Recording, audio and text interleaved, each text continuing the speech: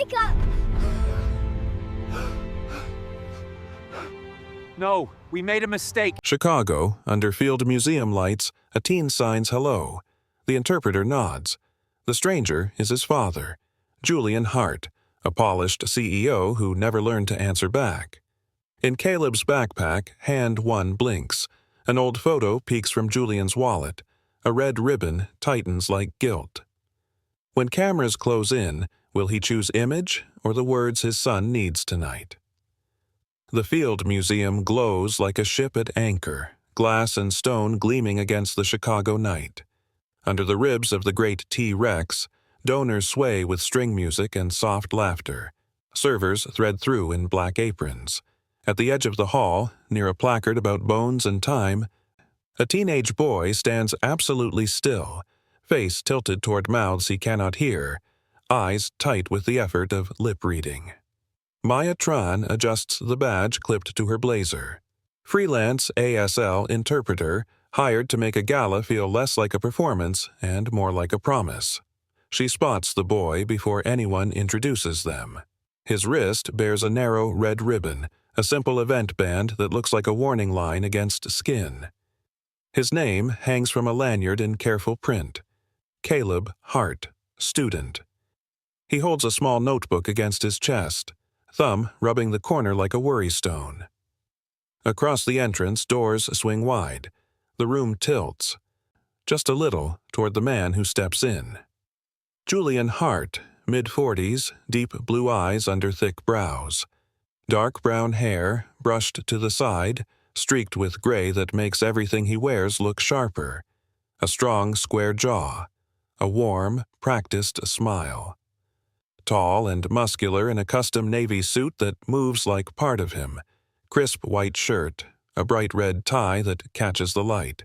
The applause finds him before the cameras do. Then the cameras arrive like weather. "Mr. Hart, this way." "Sir, over here," flashes Bloom. His name badge reads Julian Hart, Chair, Hart Foundation. He shakes hands, nods at old friends, folds a donor into a quick one-armed embrace. His confidence fills the marble like scent. No one sees Caleb's shoulders pull in. Maya watches the boy's eyes track the mouths, then drop away, blank from the strain. When a waiter offers sparkling water, Caleb mistakes the question, shakes his head too fast, and the tray wobbles. Maya steps forward with a soft smile, steadies the glass, then moves where he can see her clearly. She lifts her right hand and signs one simple word. "Hello?" Caleb blinks, as if a light toggled on behind his eyes. His face comes alive with a quick breath. He signs back, tentative at first, then smoother. A smile touching one corner of his mouth. She mirrors his pace, nodding to show she understands. The relief that floods his expression is warmer than the lamps. She does not ask more than his comfort can bear. She keeps to simple ground. Her hands do what spoken words would do for anyone else. "My name is Maya. I can help if you want. It is good to meet you." He answers with a few small signs and a glance downward, shoulders loosening. The red ribbon at his wrist glints as he moves. There is a quiet brightness to him, something tightly focused and quick, like a pilot light. A murmur rises at the far side of the hall. Julian turns toward the dinosaur's towering skull, toward the stage, toward the donors who wait for his remarks. As he reaches into his inside pocket for a pledge card, a corner of something worn and pale peeks from his leather wallet. Just a flash, a dog-eared photograph the color of old paper, then disappears when the wallet snaps shut. He never notices the boy beneath the T-Rex looking back at him. Maya takes a half step to keep Caleb's line of sight. "Do you want to stand where you can see better?" She signs, slow and clear. He hesitates, then nods. They move together to the side where the risers won't block his view, where the stage lights won't blind his eyes. She stands a respectful distance away. On stage, a host lists figures and milestones. The room applauds.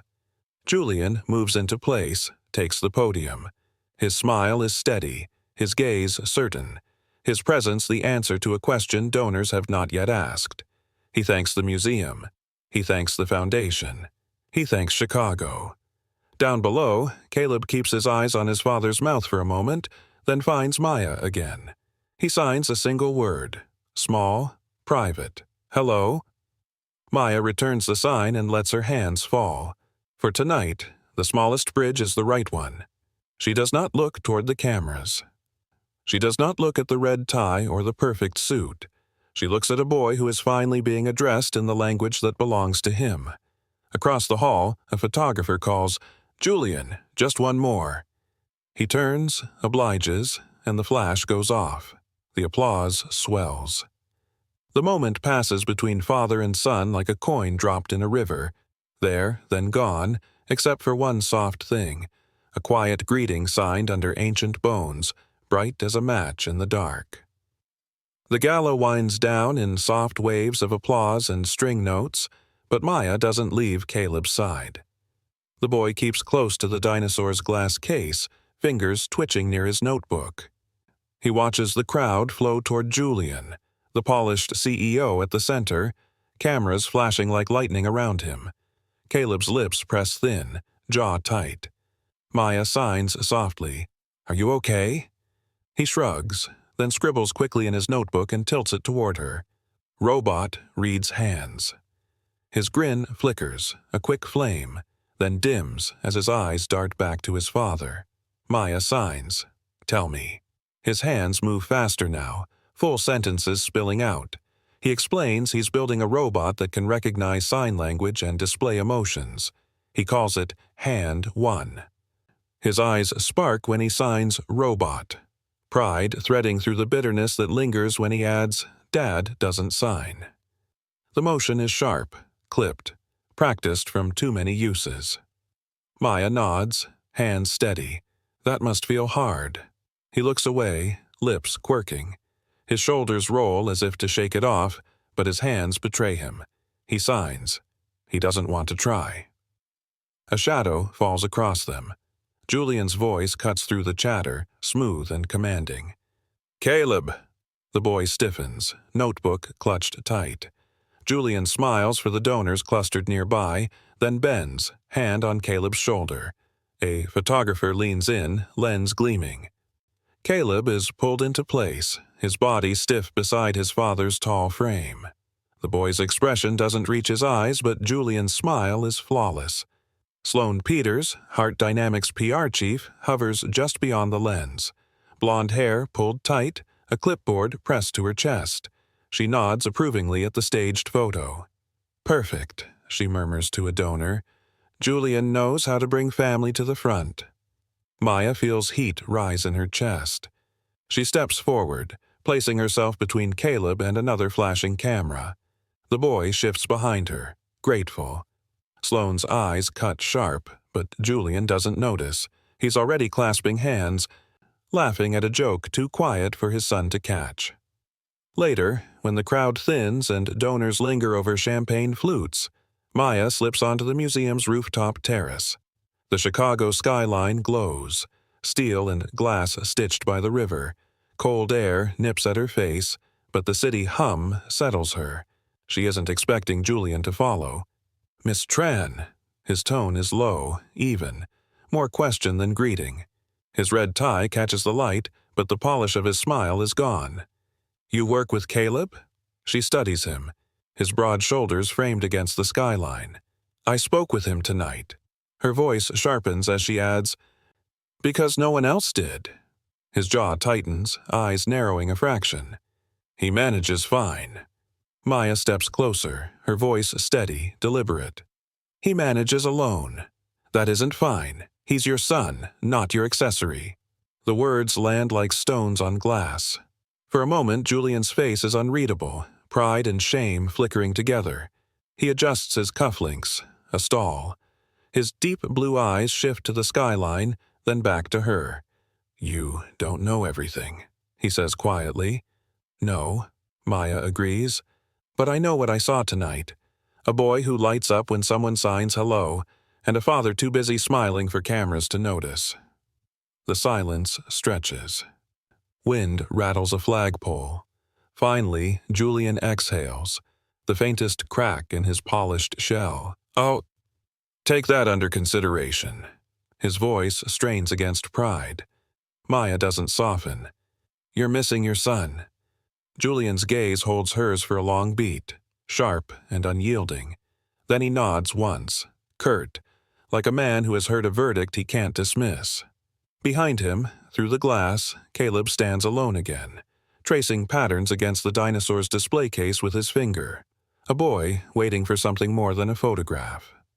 The morning after the gala, Maya wakes with the uneasy weight of last night pressing on her chest. She replays Julian's guarded expression on the rooftop, Caleb's bright eyes when someone finally signed hello. She half expects an angry email, maybe a black mark on her freelance record. Speaking bluntly to one of Chicago's most powerful CEOs isn't exactly how you build a client list. Instead, her phone buzzes with a message. Heart Dynamics requests your presence. 10 a.m. River North Office. Maya stands in front of the glass tower later that morning, heart hammering. Inside, Heart Dynamics gleams with steel lines and polished marble. The lobby smells faintly of espresso and expensive leather. An assistant ushers her upstairs, into a corner office perched above the Chicago River. The city sprawls below in crisp winter light, boats drifting beneath frozen bridges. Julian Hart stands near the window, hands braced on the sill. No cameras here, no applause, just a man in a navy suit, shoulders broad but weighed down. He turns, eyes cool but uncertain. "Miss Tran," he says, voice lower than last night, less polished. "Thank you for coming." Maya steadies her breath. "I thought I might be here to apologize." One corner of his mouth twitches, almost a smile, but not quite. "You were honest. People rarely are." He crosses to the glass desk, gestures for her to sit. "I need to ask something, and I don't ask easily." She folds her hands in her lap. "Go on." Julian exhales, gaze fixed on the skyline. "I need to learn sign language." The words hang in the air, heavier than she expects. She studies him. The strong jaw, the faint streaks of gray in his hair, the red tie perfectly knotted. He looks every inch the commanding CEO, yet the admission strips the armor from his voice. "I should have learned years ago," he continues, "but I listened to specialists. They told me signing would hold Caleb back, said he'd never thrive in the hearing world if he leaned on it." His hand clenches, jaw tightening. "I thought I was doing the right thing. Now, I'm not so sure." Maya leans forward. "You wanted to make his life easier, but you chose what was easier for you." Her voice softens, not cruel, just true. "You can't undo the years, but you can choose differently now." Julian's eyes narrow, pride flaring. "Do you think it's too late?" She shakes her head slowly. "Not if you mean it. But I won't teach you to sign for photo ops. I won't be part of another staged gala." He looks away, the river catching his reflection like fractured glass. "What do you need from me?" "Presence," she answers. "Not your money, not your foundation's slogans. Your son needs his father in the room, not in a headline." The silence that follows is taut, like a rope pulled tight. Finally, Julian nods once, decisive. "Then teach me, whatever it takes." She studies him for another moment, searching for cracks in the surface. What she sees is not a polished CEO, but a man wrestling with the cost of his choices. She extends her hand across the glass. "All right. But we start with words Caleb needs to hear, not investors." His large hand encloses hers, warm, steady. Deal. Outside, the Chicago River gleams in the winter sunlight. Below, people hurry across bridges, strangers caught in their own stories. Inside the glass office, a father takes the first awkward step toward learning a language he should have spoken long ago. Julian Hart's office, all glass and steel, becomes a classroom the next evening. Maya sets aside her blazer, pulls out flashcards she scribbled herself. He loosens his red tie, though the crisp white shirt stays buttoned to the top. For once, the CEO looks less like a figurehead and more like a man bracing for something outside his control. "All right," she says gently. "Let's start with the alphabet. Fingerspelling." His broad hands hover awkwardly in the air. Maya demonstrates slowly, fingers curling, precise. A, B, C. He tries. The shapes come out stiff, jagged. His brow furrows. By F, his hands clench into fists. "Impossible," he mutters, voice taut with frustration. "It's not impossible," Maya says, calm but firm. "You've built an empire. You can move your hands." His jaw flexes. "Empires and hands aren't the same thing." "No," she replies, "but your son is worth both." He exhales sharply, then shakes out his fingers. Maya shift tactics. "Forget the alphabet. Let's start with the words that matter." She raises her hand, signs slowly. "I'm proud of you." Julian studies the motion, his strong brows drawn tight. His first attempt is clumsy, backward. She corrects him, guiding his wrist gently. The second try lands closer. His shoulders stiffen with the effort. "Again," she says. This time, his hands form the phrase with rough edges but clear intent. His deep blue eyes flick up, searching hers for confirmation. She nods. "Good." Something flickers across his face, something unguarded. He swallows. "What else?" She signs. "I'm sorry." His breath catches, shoulders broad but heavy. The words look foreign in his hands, like a language borrowed too late. He stumbles, resets, then gets it right. He doesn't say the words aloud, but his lips shape them. Finally, she lifts her hands to show the last phrase. "I love you." 3 signs. Simple, direct. Julian freezes. His jaw tightens, breath shallow. "I haven't said that in years," he admits quietly, almost to himself.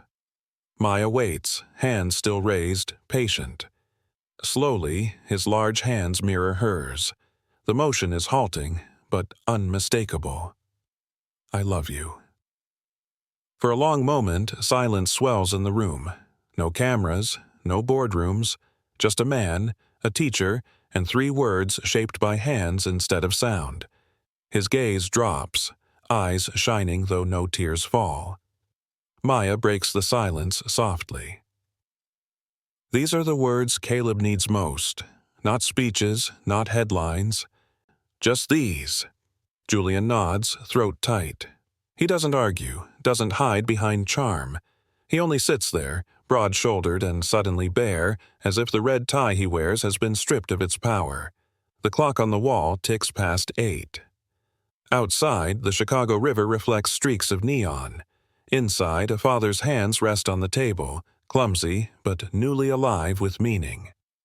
Saturday morning hums with the buzz of a high school gymnasium. Posters hang on cinder-block walls. Chicago District Tech Fair. Students huddle over laptops and half-built contraptions. The air smells of solder and coffee. Maya walks beside Caleb. His red ribbon still looped around his wrist, his notebook tucked under his arm. He leads her to a table where wires snake across plywood, sensors blinking faintly. At its center sits a small humanoid figure. Awkward joints, camera lenses for eyes, plastic hands poised mid-motion. A scrap of masking tape on its chest reads in thick marker, "Hand 1." Caleb's hands fly as he explains. The robot can read sign language through motion sensors, then translate it into digital text and facial expressions. "It has ears of hands," Maya interprets aloud, smiling. The boy's eyes shine with a pride that drowns out every fluorescent hum. "Mr. Brooks," the robotics club mentor claps Caleb's shoulder. "Kid's been at this for months. He's got the guts to change the game." His weathered face softens as he adds, "All he needs is someone to notice." Caleb signs quickly. "Will you come?" Maya nods. "Of course, I'll be here. But wouldn't you rather show your father?" The boy hesitates, gaze dropping to the ribbon. He signs slower. He won't come. Her answer is steady. "Let me try." That afternoon, Maya steps into Heart Dynamics' gleaming conference floor. Through glass walls, she sees Julian in a meeting. Red tie, bright under white light, Sloane Peters at his side. Charts glow on screens, projections of billion-dollar deals. The air reeks of power and deadlines. When the meeting adjourns, Julian strides out, tall, commanding. "Miss Tran," he greets, though his eyes reveal a man balancing caution and curiosity. "There's something you need to see," Maya says. Sloane interrupts, voice sharp. "Mr. Hart's schedule is locked. Tech fairs aren't essential." "It's essential to your son," Maya fires back. "He built a robot that signs. He wants you there." Julian falters, his confident smile dimming. For a heartbeat, doubt flickers in his deep blue eyes. Sloane presses harder. "Julian, the Singapore investors are waiting. Optics matter. A school gym doesn't." He looks between them, the polished PR chief with her clipboard of donors and the interpreter who dared confront him on a rooftop. His shoulders square as though bracing for a boardroom vote. "I'll think about it," he says finally, voice low, guarded. Maya's hands tighten at her sides. "He'll be waiting with a robot. If you don't show up, you'll teach him exactly where he stands." The words land heavy. Julian doesn't answer, but when he turns back toward his office, his stride isn't as steady as before back at the school. Caleb sits cross-legged on the gym floor, adjusting wires. Hand one blinks patiently. He glances at the door each time it opens. His red ribbon slips loose against his wrist, a silent tether to hope. The gym smells of popcorn and hot glue when Julian finally arrives. His navy suit and red tie cut through the crowd of hoodies and sneakers, but he isn't alone. Sloane Peters trails behind, clipboard tucked tight, a crew of photographers fanning out like wings. Banners unfurl near the entrance. Hart Foundation, building opportunities for the deaf. Flashbulbs stutter. Donors shake hands. Julian takes the stage as if he owns it. Caleb stiffens at his table, his notebook pressed against his chest. His eyes dart from the robot's blinking sensors to the cameras. He signs furiously. "What is this?" Maya kneels beside him, her voice quiet, urgent. "He didn't tell me either." On stage, Julian speaks into a microphone. "We're proud to support young innovators like my son Caleb. Together, we build a future where every child has a voice." Applause ripples, hollow as tin. Caleb's hands fly. "He turned me into a poster?" His eyes flash with betrayal. Not his son, his project. Before Maya can respond, Caleb bolts. The notebook slips from his fingers. Pages scattering across the floor. He weaves through the crowd, red ribbon flashing at his wrist. "Caleb!" Julian calls, but the word falls flat in a room that doesn't hear him. Maya whirls on the PR crew. "Stop filming!" Her voice slices the air. "This isn't a commercial. It's a boy's life." Sloane's jaw tightens. "This is good press." Maya's glare is sharp enough to cut steel. "This is exploitation." The cameras falter under her fury. One lens drops. Another crew member lowers a boom mic. For a moment, the staged world cracks. Julian steps down from the stage, searching the crowd. His voice lifts, desperate now. "I was trying to help," but the words clang empty. The only sound Caleb hears is silence. Maya's heart pounds as she pushes through the students, the banners, the scattered notebook pages. She follows the boy's trail toward the back halls, where fluorescent light flickers and oil stains mark the floor. Her chest tightens at the thought of him hiding alone, his pride shattered. Behind her, Julian's polished shoes echo on the linoleum, a man chasing the sun he doesn't yet know how to reach. The storage room smells of dust, solder, and forgotten trophies. Fluorescent lights hum overhead, one tube flickering like a pulse. Caleb crouches between coiled wires and toolboxes, his red ribbon frayed, notebook clutched tight against his knees. Maya slips inside, closing the door softly behind her. She kneels until her eyes are level with his. "You don't have to talk right now," she signs gently. "I'll wait." Tears brim, but Caleb blinks them back, hands flying instead. Dad only understands cameras, not me. His motions are jagged, raw. I'm just another headline to him. Maya's chest aches. She signs, "You are not a headline. You are brilliant. You are enough."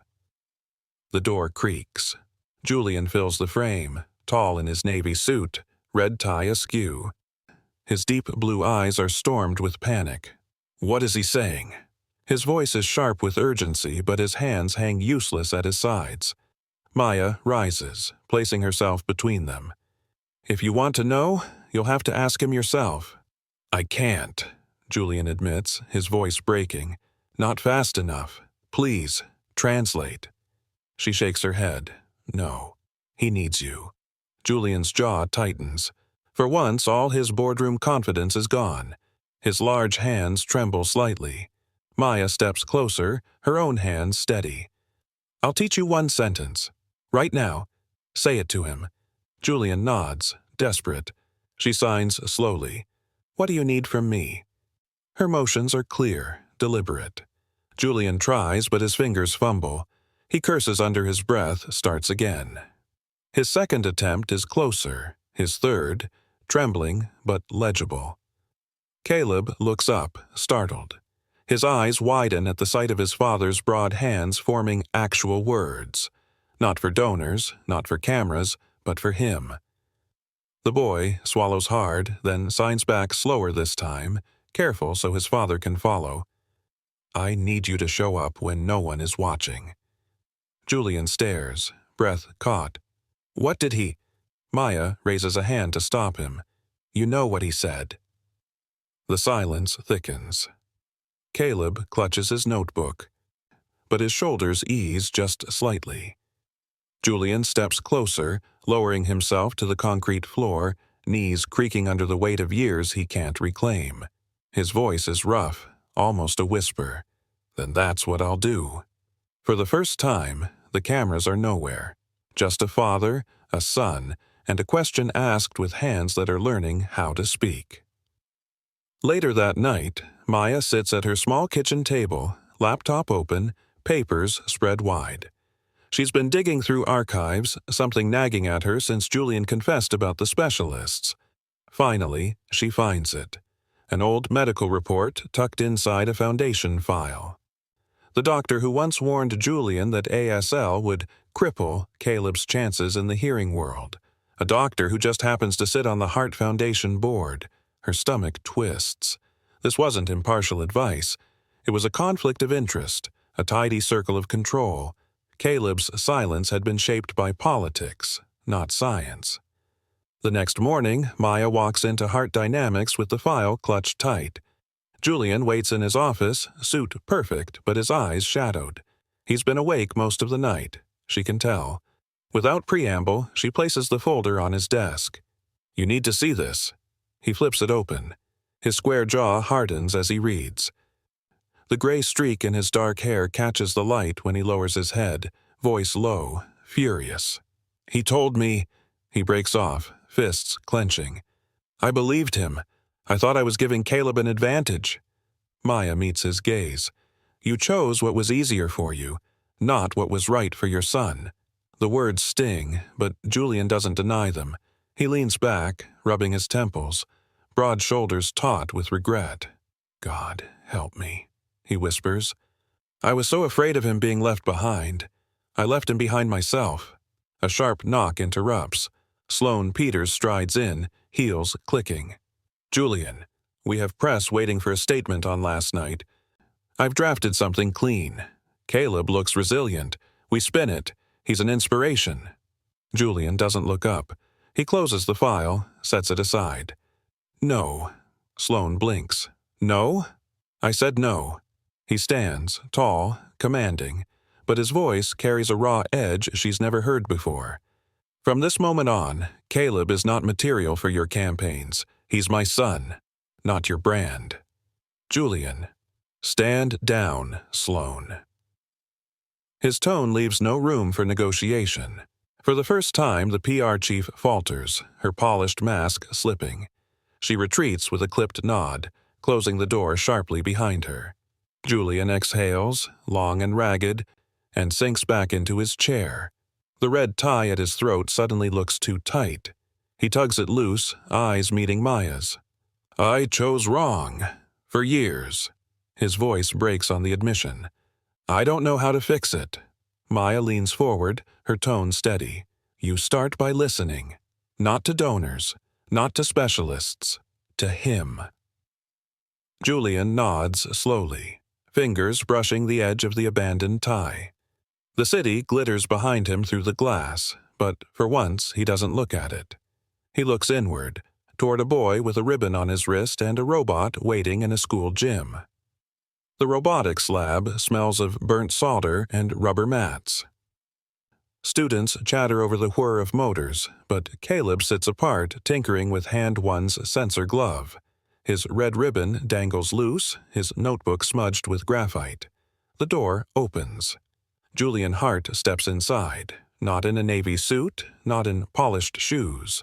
Just rolled-up sleeves, a plain dress shirt, no tie. He looks suddenly taller without the armor of perfection, though his deep blue eyes still hold their steady fire. The room falls quiet. Mr. Brooks, the mentor, raises a brow, but says nothing.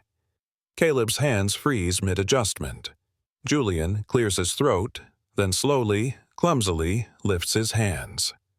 "I will learn from you." The signs are crooked, awkward, but real. Caleb stares, stunned. Then he signs back, small at first. "Really?" Julian nods, earnest. "Really?" His voice is soft, not for cameras, not for anyone else. Caleb hands him the sensor gloves. Julian fumbles them on, his large fingers too stiff, the fit too snug. The robot chirps as it detects motion, screen blinking with mismatched emotions. Julian tries to sign hello. The robot flashes confused. Caleb can't help it. He laughs, sharp and unguarded. The soundless burst of joy cracks the tension like glass. Julian smiles, relief spreading across his face. He signs again, slower. "Teach me." Caleb nods, shoulders loosening. He adjusts the glove, guiding his father's wrist with careful patience. Their hands overlap, broad and clumsy, slim and quick, bridging years of absence. The robot chirps once more. This time, the screen glows. "Hello." Julian exhales, a laugh breaking free, deep and warm. Caleb's grin spreads wide, pride lighting his features. For once, no one is watching. No banners, no cameras, no PR slogans. Just a father and son, their mistakes spilling into laughter, their silence filled with hands. Maya watches from the doorway, unseen, her chest tightening with something like hope. For the first time, their connection isn't about obligation or image, it's about choice. The district auditorium buzzes with restless energy. Folding chairs scrape the floor, parents wave from the back rows, and banners for the tech fair sag slightly under the heat of stage lights. Caleb stands behind a table, Hand 1 perched beside him, wires taped down, sensors flickering. His red ribbon is tied tighter than usual, a shield against nerves. Julian slips into the crowd. No entourage this time, just him in a dark blazer, sleeves still rolled. Maya sits nearby, offering Caleb a steady nod. When the announcer calls his name, Caleb steps forward, notebook clutched to his chest. He begins the demo, hands flying, signing commands to the robot. At first, Hand 1 responds smoothly. "Hello. Proud. Love." The audience murmurs in awe. Then the room grows too loud. A microphone squeals. Caleb falters, signs tangling. His chest heaves as panic creeps in. He stares at the crowd, their mouths moving too fast, too many eyes fixed on him. His hands drop. From the middle row, Julian rises. Slowly, deliberately, he raises his own hands. "I'm here." The signs are clumsy but unmistakable. His deep blue eyes lock on his son. "I'm here. Caleb's breath steadies. His shoulders square. He lifts his hands again, feeding the robot the final sequence. Hand 1 flashes across its screen. Family. The crowd erupts into applause. Sloane Peters edges toward the stage, clipboard in hand, whispering to a cameraman. Maya intercepts, voice sharp. Not tonight. Julian steps onto the stage, ignoring microphones thrust his way. He rests a broad hand on his son's shoulder, pride plain in every line of his face. His voice carries through the hall, unpolished, true. Today isn't about branding. It's about my son. The applause swells louder. This time, not for the CEO, not for the foundation, but for a boy who built a voice with his hands, and a father finally willing to listen. The auditorium empties slowly. Folding chairs scraping, chatter fading into echoes. Caleb lingers near the stage, red ribbon twisting between his fingers. His notebook lies open, a half-finished sketch of Hand 1 on the page. Julian sits beside him, blazer draped over a chair, sleeves still rolled up. The polish is gone. What remains is a father trying to stay in the room. Caleb's hands move tentatively. Dad, Harvard scares me. Julian blinks, startled. Harvard? You'd have every resource, every door open. The boy shakes his head fiercely, signing with sharp motions. You'll put me on a stage, call me a success, but I'll just be your project again. Julian's jaw tightens. His deep blue eyes soften as guilt breaks through. I don't want to lose you, he admits, voice rough. So, I push toward what I thought would keep you safe, untouchable. Caleb signs slower now. Safe isn't the same as being seen. Julian rubs a hand over his face, shoulders sagging. For the first time, the man who commands boardrooms looks small, humbled. Then, what do I do? Maya steps forward from the wings. She's been waiting, watching. Her voice is steady, eyes kind. You make a new contract, not about universities, about being present. Julian looks up, wary but listening. 3 new signs a week, Maya says. Learn them together. And family time, on your calendar, as non-negotiable as any board meeting. Julian exhales slowly, considering. Then he nods, decisive, as though signing a deal. 3 signs. Family time, non-negotiable. He looks at his son, hands trembling slightly as he shapes the agreement in ASL. Deal. Caleb studies him, then signs back. Deal. A flicker of a smile tugs at Julian's mouth, small but real. The red ribbon around Caleb's wrist glows faintly under the stage lights. A fragile thread binding them to something new. For the first time, it isn't a contract drafted by lawyers or strategists. It's written in hands, in promises that can't be spun by press releases. Heart Dynamics boardroom feels different today. No gala lights, no donors, just tension thick as glass. The directors sit stiff in leather chairs, papers stacked, pens ready. At the head of the table, Julian Hart stands tall in his navy suit, but his red tie is gone, his voice unpolished. He holds up a file, the same one Maya placed on his desk. Years ago, I listened to bad advice. A doctor tied to this board told me my son would fail if I let him sign. I followed it, and I was wrong. A murmur ripples down the table. One director clears his throat. Julian, with respect, the Foundation's reputation. Julian's palm slams the file shut. The Foundation's reputation isn't worth my son's silence. He straightens, gaze sweeping the room. Effective immediately, Dr. Kemper is removed from the board. We don't keep advisors who profit from holding children back. Sloane shifts uneasily, clutching her clipboard. Julian, you're making a spectacle. Investors don't like unpredictability. His deep blue eyes fix on her, steady as steel.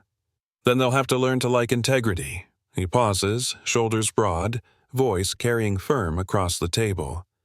We're launching a new initiative, the Deaf Tech Lab, run by deaf innovators funded by this company. Real voices, real leadership. Every staff member will learn ASL, including me. Gasps, whispers. One director scribbles notes furiously. Another leans back, frowning, but no one challenges him. Sloan swallows, lips tight. And PR strategy? Julian shakes his head. From now on, people before publicity. Write that down. The silence that follows is heavy, electric. Maya watches from the corner of the room, pride softening her features. For the first time, Julian Hart isn't just commanding the board. He's answering to his son. The meeting adjourns. Julian exhales, shoulders loosening. He steps into the hallway where sunlight spills across marble floors. He finds Maya waiting. He won't see it yet, Julian admits, voice low, but this was for Caleb. Maya nods. He'll see it, because you showed up. For once, the red tie in his pocket stays folded, not needed. The school auditorium is packed again, this time for the year-end showcase. Parents fan themselves with programs, kids chatter backstage. On a table near the curtain, hand one sits upright, its plastic fingers flexing in quiet anticipation. Caleb adjusts the sensors one last time, red ribbon snug on his wrist. Julian stands off stage, blazer buttoned, hair swept neat, but tie absent. His deep blue eyes track every move his son makes. Maya hovers nearby, clipboard in hand, but her smile is softer than any formal duty. The lights dim. Caleb steps forward, notebook tucked under his arm.